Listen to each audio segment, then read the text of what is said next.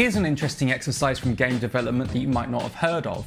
It's called the $100 exercise, and it helps us to prioritize and align. The principle is simple. If your game cost you only $100 to make, how would you spend that money? Sounds kind of strange to start with because games don't cost us $100 to make, but really this is an exercise in proportion and priority. So for example, we might say we're making a racing game. I want to spend $30 on my tracks, $30 on my cars, $30 on my handling and feel, and $10 on everything else. Maybe you're making an interactive story, and then in which case you might say, I'll spend $40 on my cutscenes, $40 on my script and voice acting, $10 on my game mechanics, and $10 on everything else. The idea isn't to be super accurate. The idea is to kind of provoke discussion and prompt alignment within the team. The game director or creative director will present the $100 exercise to the producer, and the producer will look at it and might draw some conclusions like, oh, I see, so you're not really interested in innovative mechanics as much as really putting our budget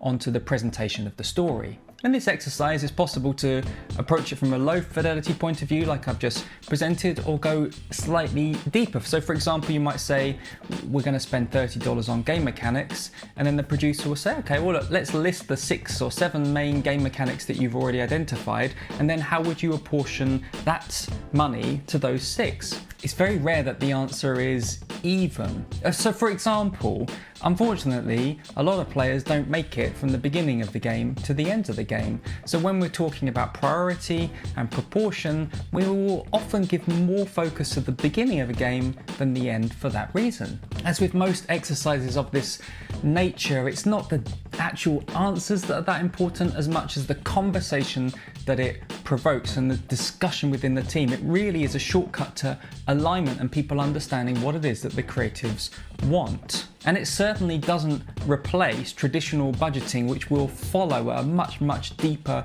more granular and reliable level. Perhaps you can find ways to apply the $100 exercise to your work or your personal life.